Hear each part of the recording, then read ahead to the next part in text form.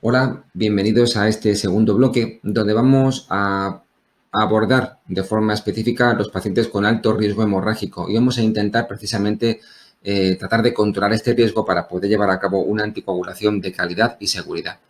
¿Por qué hemos hecho este bloque específico? Bueno, pues porque cuando nos preguntamos qué ocurre cuando percibimos riesgo hemorrágico en un paciente con fibrilación auricular, la respuesta está clara. En muchas ocasiones no hacemos las cosas bien. Datos del registro NONAVAS de la Sociedad Española de Medicina Interna nos habla de que los pacientes comórbidos y sobre todo de edad muy avanzada, donde percibimos mayor riesgo, no reciben tratamiento anticoagulante casi en el 38% de los casos y en muchas ocasiones optamos por antiagregar a estos enfermos pensando que de esta manera los estamos protegiendo. Podemos decir que los pacientes de alto riesgo hemorrágico son los peor tratados de la anticoagulación. ¿Y por qué digo esto? Casi el 40% no reciben tratamiento anticoagulante. Si están anticoagulados, en muchas ocasiones, más del 65%, va a hacerlo con una antivitamina K. Si reciben el anticoagulante oral directo, en muchas ocasiones no están bien dosificados porque tiramos a las dosis bajas intentando de esta manera limitar el riesgo que conlleva la anticoagulación, pensando que el paciente va a estar protegido. Muchas veces antiagregamos y en otras ocasiones utilizamos tratamientos como la heparina de bajo peso molecular que no deberían ser parte del tratamiento anticoagulante de un paciente fuera de unos escenarios muy concretos, pero nunca en un largo plazo. Realmente, tratar con pacientes de alto riesgo hemorrágico es aprender a trabajar en la zona de incertidumbre, una zona en la que realmente los clínicos nos movemos todos los días.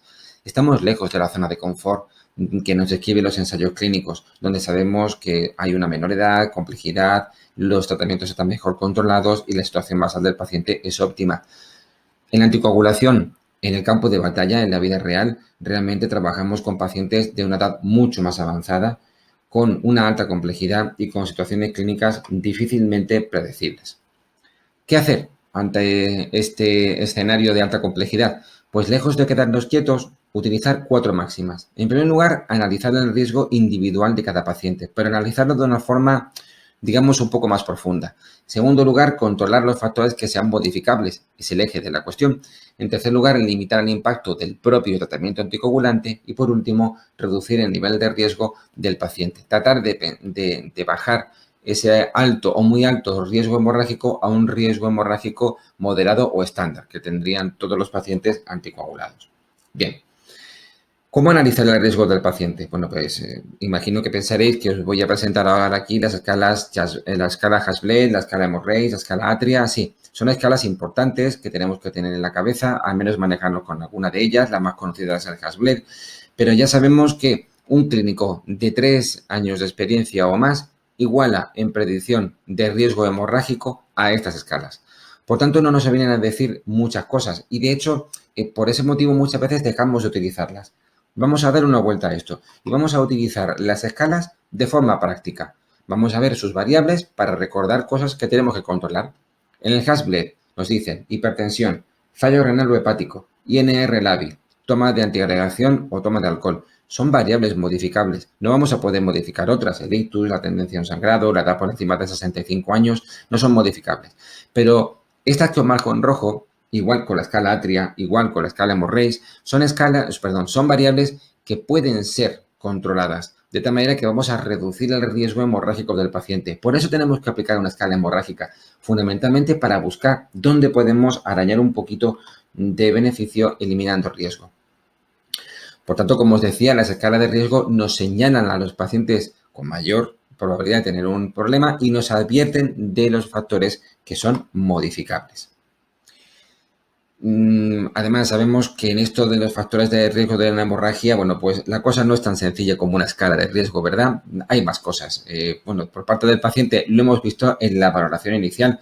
Si el paciente tenía una buena situación basal, cognitiva, si tenía dificultad para la marcha, su soporte familiar, su función renal hepática, si es hipertenso, si es diabético, cómo está controlado de ambas entidades, si ha tenido sangrados previos, tiene un cáncer activo. Bien, todos los elementos que hemos analizado en la evaluación básica del paciente nos van a ayudar ahora a identificar factores controlables de hemorragia. El tratamiento también es importante porque no es lo mismo tener un anticoagulante oral directo con antivitamina K. El riesgo del sangrado será mayor siempre con la antivitamina K. También tener en la cabeza el ajuste de dosis adecuado de los fármacos y sobre todo la toma de fármacos concomitantes que aumentan sangrado, porque muchas veces van a ser evitables, ¿vale? Y luego también la localización, porque no es lo mismo una hemorragia gastrointestinal que cerebrovascular, perdón, que intracraneal. De tal manera que hay factores de riesgo específicos para una hemorragia intracraneal y otros específicos para una hemorragia gastrointestinal, ¿vale?